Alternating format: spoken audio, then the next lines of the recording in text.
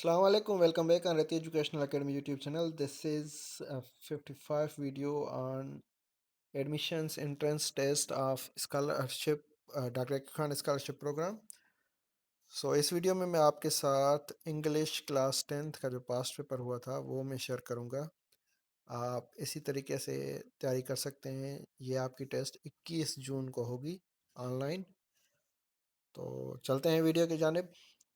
अगर आप चैनल पे नए हैं तो सब्सक्राइब कर लीजिएगा और अपने दोस्तों के साथ ज़रूर शेयर कीजिएगा। Thank you. इंग्लिश में जो आपके क्वेश्चंस आ सकते हैं वो आए हैं, जैसे कि question number 1, choose the correct conditional sentence. 4 options दिए हुए हैं, आपने इसमें से एक कंडीशनल सेंटेंस चूज़ करना है। कंडीशनल सेंटेंसेस हम क्लास 7 से पढ़ते आते हैं। तो if he worked hard he will pass, B, if he works hard, he will pass. C, if he work hard, he passes. D, if he working hard, he passed. तो question number इसमें से जो conditional sentences हमारे पास first, second, third और zero conditional हैं, 4 types हैं। तो उसमें से ये जो है मेरे ख्याल से फर्स्ट है, फिर भी आप देख लें। तो इसका जो बी ऑप्शन है, if he works hard he will pass, present indefinite tense first conditional जो आपका होगा पार्ट, और दूसरा जो पार्ट होगा वो होगा फ्यूचर इंडेफिनिट टेंस। जो बी ऑप्शन है बिल्कुल दुरुस्त है। Question number 2, identify the modal verb in the sentence. You should respect your parents. A, respect. B, parents.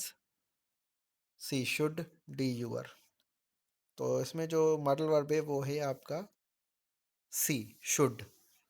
Can, could, should, must, might, ये सारे क्या हैं, मॉडल वर्ब्स हैं। तो इसमें शुड जो है आपका मॉडल वर्ब है, जो कि किसी को सजेशन एडवाइस देने में के लिए हम इस्तेमाल करते हैं। Question number 3, choose the correct article. He is dash honest man. A, B, an, C, the. D, no article. He is an honest man. A, an, B option आपका बिल्कुल दुरुस्त है। उम्मीद करता हूँ आपने आर्टिकल्स पढ़े होंगे, अगर नहीं पढ़े तो एक बार रिवाइज कर लें। Now comes question number 4, change into passive voice. Change into passive voice आपका जो अली राइट्स अ लेटर, इसको आपने पैसिव में चेंज करना है। ये पहले देखें टेंस कौन सा है। A, a letter wrote by Ali. B, a letter is written by Ali. C, a letter was written by Ali. D, a letter has written by Ali. तो इसका जो बी ऑप्शन है आपका वो बिल्कुल दुरुस्त है। क्वेश्चन नंबर 4 का क्या बोल रहा है कि हमें क्या करना है, पैसिव वॉइस में चेंज करना है। एक्टिव वॉइस में सेंटेंस टेंस जो है आपका प्रेजेंट इंडेफिनिट टेंस है। A letter is written by Ali, B option बिल्कुल दुरुस्त है। Question number 5, antonym of victory is. A, success. B, defeat. C, triumph. D, win.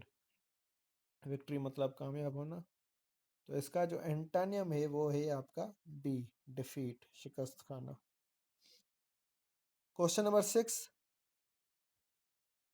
he has lived here dash 5 years. A, since. B, far. C, from. D, by. ये हमने since और फार का जो होता है डिफ्रेंसिएशन और यूजेज हमने class 7th में आई थिंक पढ़ा हुआ है, तो ये आपने सीखा है। तो इसका जो करेक्ट आंसर है, he has lived here for 5 years। हमें एग्जैक्ट ईयर्स का पता नहीं है। अगर होता कि सिंस 2025 तो हम सिंस लगाते, एग्जैक्ट कोई ईयर होता, हमें एग्जैक्ट पता नहीं 5 साल कौन से, तो हम फार यूज़ करेंगे। बाकी फार, फ्राम और बाय ये नहीं यूज़ होंगे। Question number 7, if I were rich I dash help the poor. Will. B, would. C, shall. D, can. तो इसमें जो होगा वो I would help the poor, ये बी ऑप्शन आपका बिल्कुल दुरुस्त होगा। चलते हैं अभी क्वेश्चन नंबर 8 की जानिब। क्वेश्चन नंबर 8 जो है ये आपका इनडायरेक्ट डायरेक्ट स्पीच पे है। Change into indirect speech. Sarah said I can solve this. A. Sarah said that she could solve that. B. Sarah said that I can solve this. C. Sarah said she can solve this. D. Sarah says she could solve this. So इसका जो correct answer होगा वो होगा आपका A. Sarah said that she could solve that. Question number 9. Synonym of ancient is A. Modern, B. Old, C. Recent, D. New. Ancient मतलब कदीम, तो जदीद इसका होगा वो है मॉडर्न। ए ऑप्शन आपका बिल्कुल दुरुस्त है। Question number 10, choose the correct form. She speaks English. A fluent, D fluently, C more fluent, D most fluent. तो यहाँ पर एडवर्ब लगेगा जो कि है आपका बी ऑप्शन बिल्कुल दुरुस्त है। She speaks English fluently. Now comes question number 11, identify the compound sentence. He came late because he missed the bus. He opened the book and started reading. Running fast, he fell down. To win the race, he practiced daily. तो इसमें जो आपने compound sentence find करना है वो है आपका C option आपका बिल्कुल दुरुस्त है। चलते हैं आगे। Question number 18, antonym of permanent. A lasting, B stable, C temporary, D fixed. तो इसका जो करेक्ट ऑप्शन है वो है टेम्परेरी। सी ऑप्शन आपका बिल्कुल दुरुस्त है। Question number 13, he shouted dash than before. A loud, B louder, C loudest, D loudly. Superlative, comparative, positive degrees हमने पढ़ी है तो ये उनसे रिलेटेड है। एडवर्ब एडजेक्टिव्स की, तो लाउडली एडवर्ब है वो इस्तेमाल होगा ही नहीं, और लाउडर कंपेयर हो रहा है पहले और आखिर में, तो ये कंपैरेटिव डिग्री लाउडर इस्तेमाल होगी। He shouted louder than before. B option बिल्कुल दुरुस्त है। ओहो। Question number 14, choose the correct indirect speech. The teacher said, had I known about your problem I would have helped you. तो इसका जो correct indirect speech है आपने ये सारे ऑप्शंस रीड करने हैं और उसके बाद आपने आंसर देना है। तो इसका जो करेक्ट, पास कर लें वीडियो, मैं डायरेक्ट आंसर बता रहा हूँ। तो इसका जो करेक्ट आंसर है वो है B. The teacher said that had he known about my problem he would have helped me. अगर उसको मेरी प्रॉब्लम का पता होता तो वो ज़रूर मदद करता। तो ये थे 14 क्वेश्चंस। अभी question number 15, identify the sentence with the correct use of articles. Subscribe Rahti educational academy YouTube channel, TikTok और फेसबुक पे भी हमें फॉलो करें, व्हाट्सएप पे भी ज़रूर करें। और चलते हैं question number 15, identify the sentence with the correct use of articles. He is N university student, she bought umbrella yesterday, the honesty is the best policy, he is a European citizen. तो इसका जो correct answer है वो तो हम बाद में देखते हैं, पहले हम इनकरेक्ट देखते हैं क्यों है। He is N university student. University, हमने आर्टिकल्स में पढ़ा है कि साउंड अगर आ का आए तो वहाँ पर एन इस्तेमाल होगा, वावल्स भी हो और एन इस्तेमाल होगा। तो यहाँ पर आपका एन जो है वो बिल्कुल दुरुस्त नहीं है। बी ऑप्शन में शी बॉट एन अम्ब्रेला होगा, एन होगा, ये ए नहीं होगा, ये भी गलत है। The honesty is the best policy, honesty is the best policy, ये थोड़ा लग रहा है। Question number D, he is a European citizen. He is a, an नहीं होगा, यूरोप। तो डी ऑप्शन आपका as compare to C, D option आपका बिल्कुल दुरुस्त है, क्योंकि द बेस्ट में जो पॉलिसी में लगा हुआ है वो थोड़ा मुश्किल लग रहा है। तो डी ऑप्शन के साथ हम जाएंगे, लॉक कर दीजिएगा इसको। Question number 16, choose the correct passive voice. People believe that he is honest. तो इसका जो करेक्ट आंसर है, ऑप्शन है, he is believed to be honest, he was believed honest, he believed to be honest, it believes that he is honest.